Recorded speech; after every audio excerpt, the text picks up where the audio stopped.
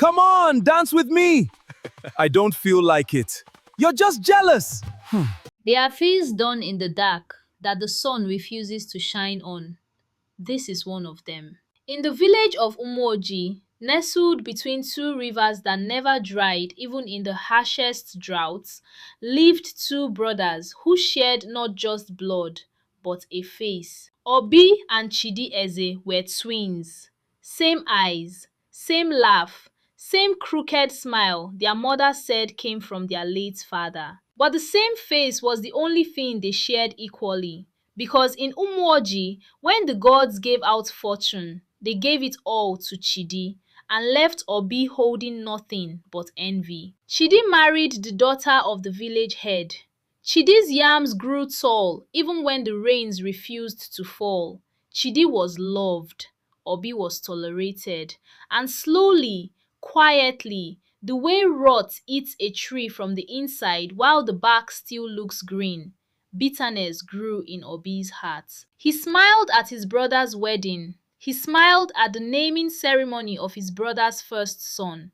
But at night, alone, Obi would sit outside his mud hut and ask the darkness one question. Why him? Why not me? The darkness, as it always does, was listening. One evening, while returning from a failed hunt, Obi met an old woman sitting alone at the fork of the forest path, a path the villagers avoided after dark because it led towards the Ocha, the river the elders called the mouth that never closes. She did not ask his name. She already knew it. You have been asking the darkness a question, she said, her voice like dry leaves scraping stone. I have come to answer it. Obi should have run. Every child in Umuoji was raised on stories warning them never to speak to strangers at that fork. But hunger for what his brother had was louder than fear. I can give you everything your brother has, the old woman said. His wealth, his favor, his fortune, all of it, poured into your hands like water. But the river does not give. The river trades. Trade what? Obi asked. She smiled, and for a moment her teeth looked too sharp, too many. Blood for blood. A life tied to yours by birth. Obi understood immediately what she meant, and for 3 nights he did not sleep. He told himself he would refuse. He told himself he loved his brother. But bitterness had already dug too deep a hole in him, and greed poured into it like it was made to fit. On the 4th night, Obi went back to the fork in the path. I agree, he said, but it must never be discovered. It must look like an accident, like fate, not like betrayal. The old woman laughed, a sound like water rushing over stone. Fate, she said, is simply betrayal that no one lived to name. The plan was simple, and that was what made it so evil. Obi told Chidi that a wealthy trader from the next village wanted to buy his surplus yams, but the man could only meet at the Ocha crossing after dark because he traveled in secret to avoid village taxes. Chidi, trusting his twin the way only a brother who has never been betrayed can trust, agreed. They walked together under a moonless sky.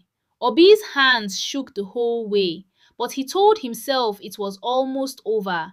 Just this one walk, just this one night. Then the guilt would fade like every other bad memory fades. At the river's edge, the water was unnaturally still. No trader, no lantern light in the distance, just the old woman, standing exactly where the water met the sand, and behind her, shapes in the mist that were not quite human and not quite shadow. Obi? Chidi turned to his brother, confusion breaking into fear.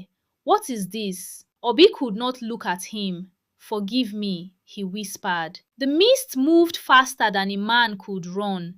Chidi's scream was swallowed by the water before it could even reach the trees.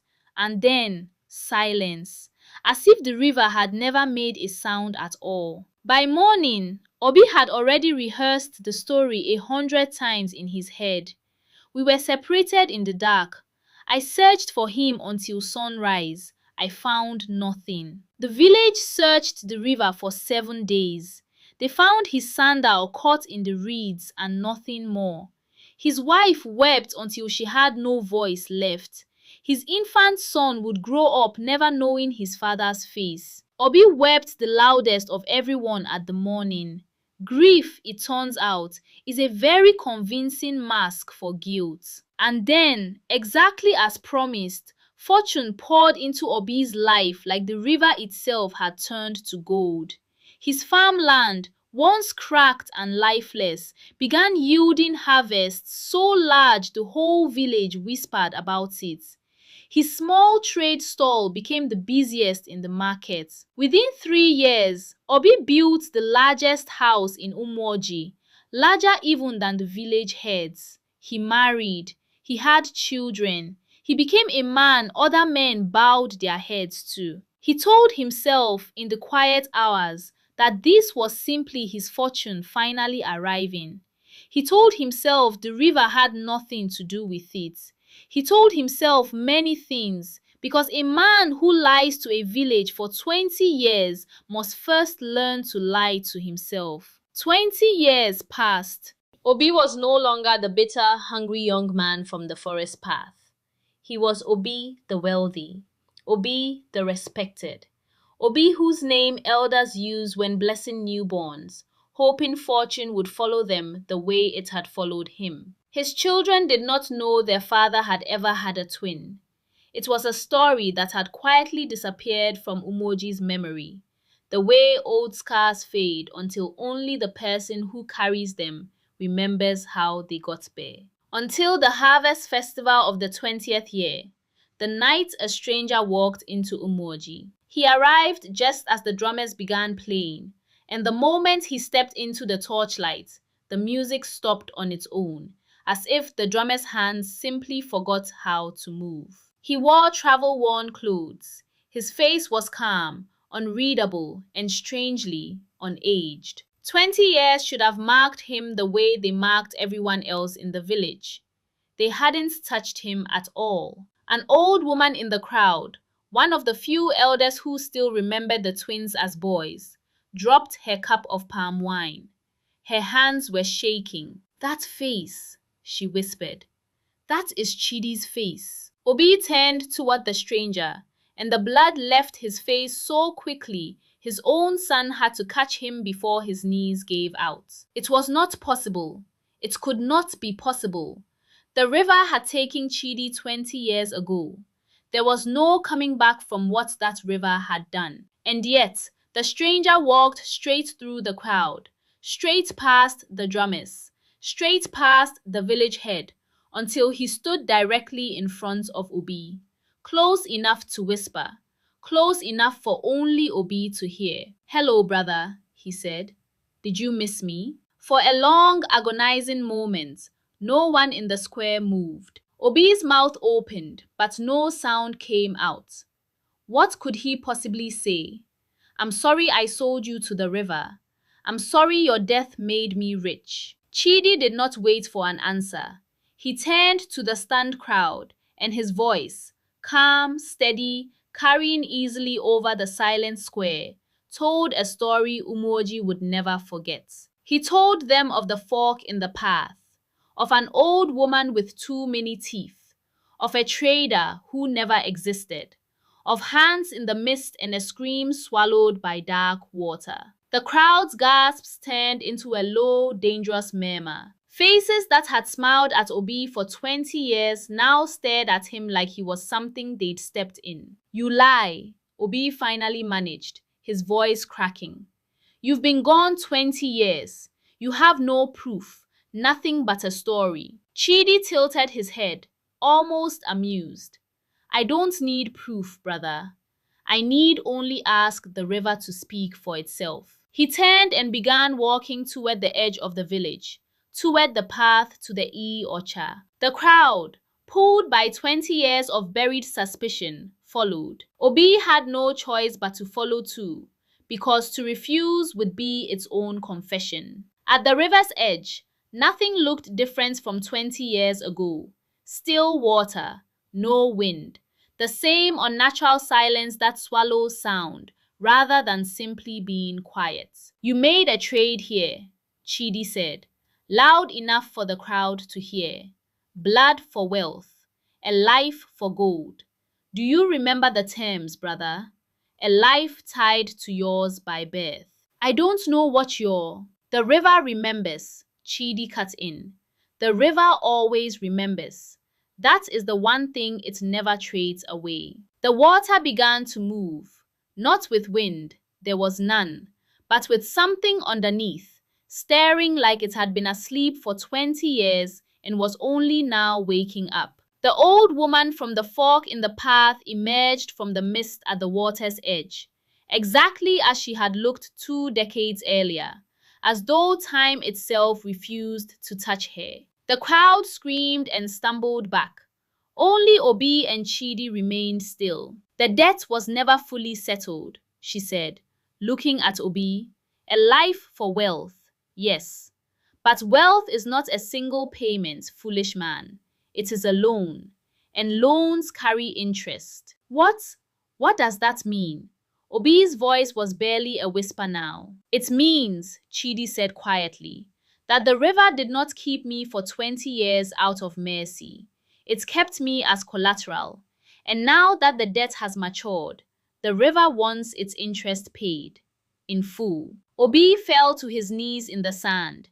The same sand where his brother had screamed 2 decades before. Please, he begged, take my wealth. Take the house. Take everything. Just don't. The river doesn't want your gold, the old woman said. It never did.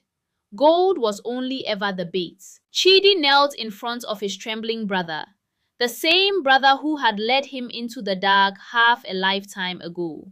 And for the first time that night, his voice softened. I spent 20 years in a place with no sun, brother, thinking only one thought, that if I ever returned, I would make you suffer exactly as you made me suffer. I dreamed of this moment more than I dreamed of freedom itself. But the river taught me something else too, Chidi continued. It taught me that debts paid in hatred only create new debts. If I let it take you tonight, I free myself from 20 years of imprisonment, but I bind myself to something far worse. I become the kind of man who leads his own kin into the water. He turned to the old woman. I offer myself instead. Release him. Take me, not as prisoner this time, but as your own price, freely given, to close this account forever. The old woman studied him for a long moment. A willing sacrifice cancels an unwilling debt, she said slowly, as if reciting a law older than the village itself. This, the river will accept. The mist began to pull back towards the water, curling around Chidi's ankles like it recognized an old friend. But before it could rise past his knees, he raised a hand. One condition, Chidi said. Umwoji has lived 20 years drinking from a well of stolen fortune. That ends tonight. Whatever Obi built on my blood, the house, the harvests, the gold, it returns to dust. Let this village learn. Fortune bought with betrayal has no true foundation. A distant sound rolled through the trees, a low groaning, like wood and stone giving way, and far off, over the rooftops of Umwoji, Obi's mansion began to crumble, as if 20 years of decay had finally caught up to it in a single night. Obi screamed and reached for his brother, but Chidi was already sinking into water that had turned solid as earth beneath his feet, holding him gently, almost like a mother receiving a child home. I forgive you, Chidi said, just before the water closed over him. But forgiveness was never yours to keep the wealth for. The river went still. The old woman was gone. The mist lifted as though it had never come at all. Obi knelt alone at the water's edge, a wealthy man with a crumbling house and a name that would never be trusted in Umwoji again, weeping for a brother he had sold twice, once to greed and once, in his heart, to hatred he was too much a coward to survive with dignity. By morning, Obi's house was nothing but broken clay and splintered wood, as if it had aged 20 years in a single night. His gold had turned to river silt in every box he opened. His name, once spoken with respect, became a warning elders told their children. Never trade what belongs to another for what you want for yourself. The river forgets nothing, and some debts are paid by the ones who never agreed to owe them. Obi lived the remainder of his life a poor man in the village he once ruled, watched always by neighbors who no longer trusted his smile. And on quiet nights, when the wind moves strangely over the water, the elders of Umuoji still say you can hear two voices at the river, one laughing, one weeping, reminding anyone who will listen that some debts don't disappear. They simply wait for the right night to be collected.